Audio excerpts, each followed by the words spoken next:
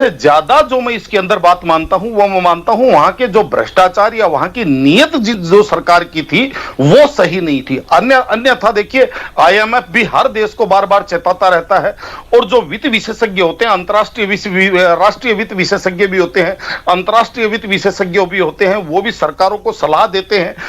हर एक सरकार की वहां पे पूरे विश्व आजकल विश्वव्यापी स्क्रूटनी होती है और उसकी जो रिपोर्टें अंतर्राष्ट्रीय खबरों के अंदर छपती रहती हैं। तो क्या कहने का तात्पर्य ये है कि मैं ये नहीं कहूंगा कि भाई वहां की सरकार के द्वारा भूल हुई है या वहां की सरकार की एक दूरदर्शिता की कमी थी। मेरा यह मानना है कि केवल और केवल इसके अंदर नीति, नियत और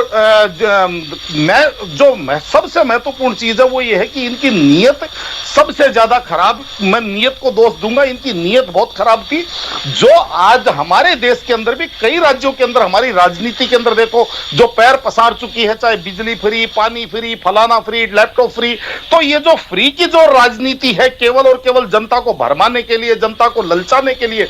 जनता जो है वो आप देखिए नासमझ होती है। जनता का ये ऐसी सिस्टम है कि जैसा आप उनको आदत डालेंगे उसकी वैसी ही फितरत होती है। तो वैसे ही श्रीलंका ने अपने लोगों को इस तरीके की आदत डाली, लोगों को फ्री का लालच दिया, लोगों के जो टैक्सेशन के अंदर भी वहां पे बहुत बड़ा इन्होंने रिफॉर्म किया और वहां के जो टैक्स सिस्टम है उसके अंदर काफी इन्होंने रिड्यूस किया। तो ये सारी जो चीजें मिलकर के आज एक समझ लीजिए एक बलते बलते प्रेशर कुकर था और वो एक साथ ब्लास्ट हो गया, मेरा ये मानना है। ठीक है, अब कृषि के बाद अगर एक और चीज मैं पर्यटन के बारे में आपसे समझूं तो पर्यटन को नुकसान, आवाज आ रही है आपको निरंजन जी?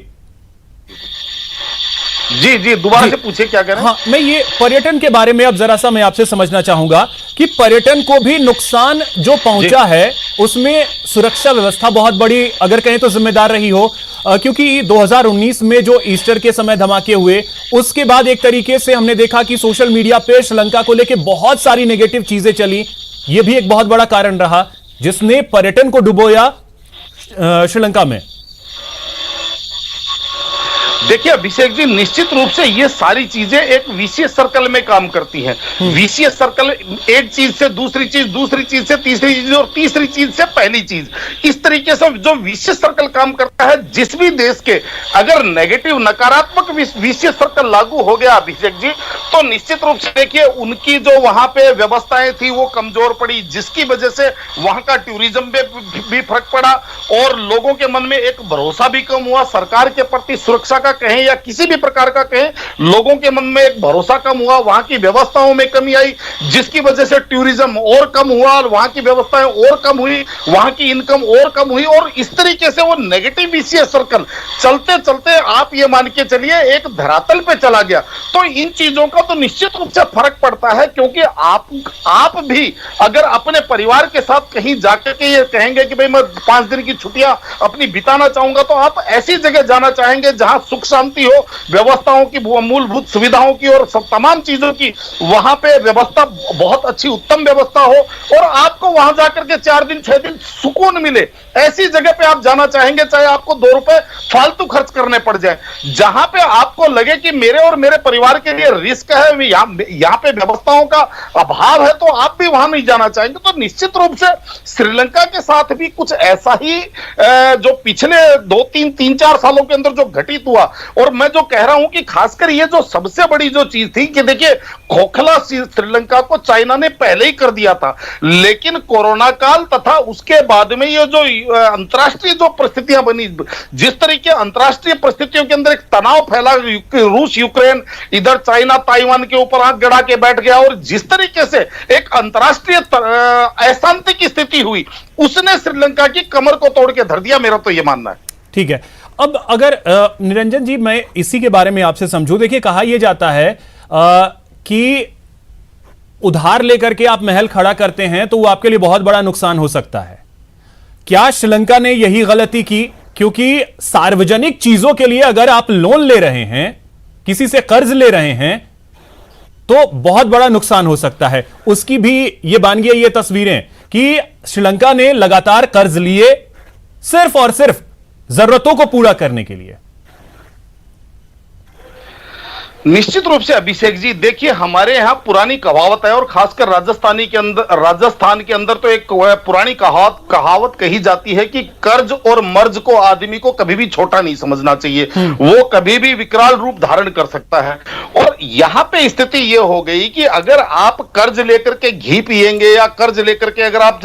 चैन पहनेंगे, सोना पहनेंगे, तो निश्चित रूप से उसकी परिणति ऐसी होगी। श्रीलंका की अपनी आर्थिक स्थिति इतनी पहले से, इनके राजकोषीय घाटा इनका इतना इस स्तर पे जा रहा था, इनके पास विदेशी मुद्रा का भंडार कभी भी बहुत ज्यादा पर्याप्त स्थिति में नहीं था। जीडीपी इनकी ऊपर नीचे फ्लेक्सिबल थी, मतलब फ्लक्चुएट करती थी, और उसके बाद और इनका जो आयात और निर्यात के बीच में भी एक असंतुलन था। और उसके अंदर भी श्रीलंका ने अपने आप को पेरिस बनाने के चक्कर में या अपने आप को सिंगापुर बनाने के चक्कर में, आप ये मान के चलिए, चाइना को गिरवी रख दिया। जैसे आज मैं कहूं, अगर हमारे पड़ोसी देश पाकिस्तान की बात करूं, तो आज वो जैसे पाकिस्तान पूरा का पूरा चाइना के ऊपर निर्भर हो गया। चाइना के, आप ये मान के चलिए, चाइना का अपने आप को एक तरह का रहन उसने रख दिया, गिरवी अपने आप को रख दिया। उसी तरीके से श्रीलंका ने चाइना के ऊपर, और चाइना आपने देखा होगा आज तक कभी भी विश्वस्त साथी चाइना किसी का भी नहीं हुआ। चाइना की स्थिति वो रही है कि ऐसा कोई सगा नहीं जिसको हमने ठगा नहीं, चाहे वो पड़ोसी हो, चाहे उनका मित्र देश हो, चाहे उनका किसी भी प्रकार के संबंध हो। उत्तर कोरिया, आपने इस चीज के अंदर मैं एक विशेष उदाहरण दूंगा कि भाई उत्तर कोरिया के जो वहां के जो राष्ट्रपति थे, वो उन ताना शाह, उनके साथ जिस तरीके से चाइना ने धोखाधड़ी करी, और वो भी शांत होकर के बैठ गए, लेकिन वो पहले ही समझ गए कि चाइना जो है वो मुझे चौड़े में मरवा देगा। तो कहने का तात्पर्य ये अभिषेक जी, आज ये श्रीलंका नहीं समझ पाया कि भाई मेरा जो मित्र देश जिसको मैं मानता हूं, जिसके ऊपर मैं इतना भरोसा कर रहा हूं, चाइना की बात कर रहा हूं, वो हमारे संकट में। और हमारे यहां कहावत है ना कि भाई धीरज धर्म मित्र अरुणारी, आपतकाल परखिय चारी। तो श्रीलंका ने उसका भूत और भविष्य और उसका वर्तमान चाइना का नहीं चेक किए बिना अपने आप को चाइना के हाथों में दे दिया, अपने आप को चाइना के गिरवी रख दिया। और चाइना तो आपको पता ही है अवसरवादी देश है, जब भी उसको मौका मिलेगा, चाहे सैन्य तरीके से, चाहे डिप्लोमेसी से, चाहे किसी भी प्रकार से, वो तो किसी भी देश को हड़पने की स्थिति में आता है। वो तो ये चाहता है कि भाई इस देश के अंदर मैं अपना साम्राज्य स्थापित कर दूं, विस्तारवादी देश इसीलिए चाइना को कहा जाता है। और ये चाइना, ये श्रीलंका का मेरे हिसाब से जो अपने मित्र चुनने के अंदर जो गलती हुई है, वो सबसे बड़ी गलती मैं मानता हूं चाइना। निरंजन जी, तो इन सब में कहा यह जाता है कि अगर आपके पड़ोस में आग लगी है तो उसकी चिंगारी आपके घर तक भी आएगी। भारत का करीबी है श्रीलंका, पड़ोसी है श्रीलंका, उसके जो नुकसान हैं भारत पर क्या असर पड़ेंगे अगर श्रीलंका इस तरीके